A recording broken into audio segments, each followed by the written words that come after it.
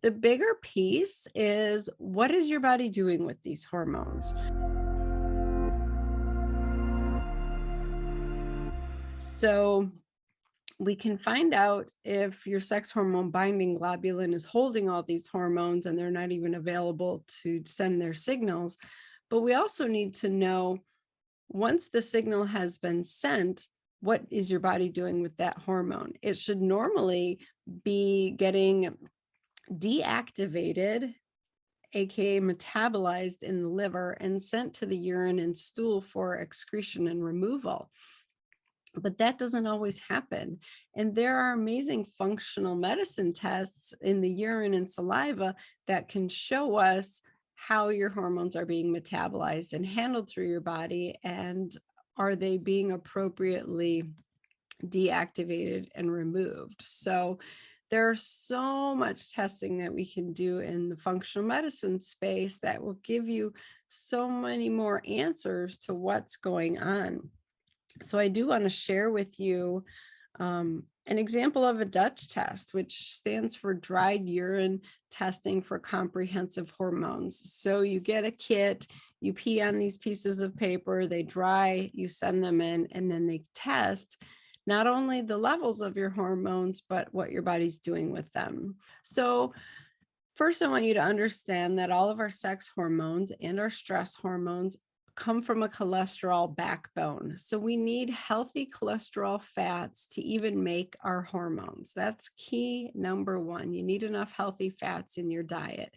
And that looks like at least 3 to 4 servings every day of grass-fed butter or ghee, avocado oil, healthy animal fats from grass-fed beef, pasture-raised chicken, that type of thing, organic, free-range eggs. You need healthy fats. Nuts and seeds are a great source as well. Coconut and coconut oil. So you have a cholesterol backbone, and then your ovaries and your adrenal glands make sex hormones. And so they start out, they make pregnenolone, as you can see up here on the top. Pregnenolone gets made into progesterone. Progesterone is our calming, balancing hormone. It is what's needed to keep the lining of your uterus stable and not overgrow.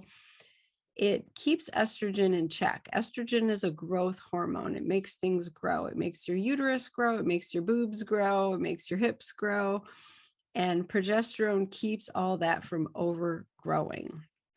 It also can be very calming because, as you can see, progesterone gets metabolized on 2 different pathways. It can go down the 5-beta pathway or the 5-alpha pathway. The 5-alpha, that's hard to say, that is more of a neurotransmitter, and it can cross the blood-brain barrier and actually affect your mood. And it has to do with GABA, one of our main calming neurotransmitters. And so having enough progesterone and having it metabolized down the 5-alpha pathway can be like your natural anti-anxiety. It's like nature's Valium. It helps you sleep and feel balanced and good. So these important information about progesterone is like, what are you making enough of it from ovulating, and how are you metabolizing it? So that's really helpful. Pregnenolone goes also to DHEA and androstenedione.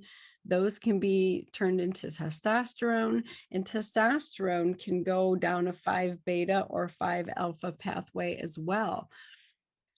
As opposite of progesterone, 5-alpha down that testosterone pathway is more androgenic, meaning more manly. We don't want too much 5-alpha metabolism of testosterone. That makes DHT.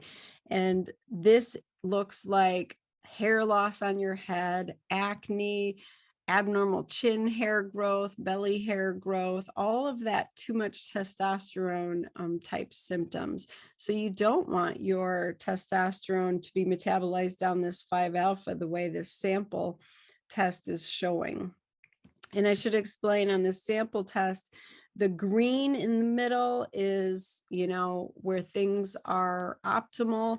The stars are kind of the edges of too low on the left and too high on the right. And for this sample, they are making way too much dihydrotestosterone, and that person is most likely having symptoms from that.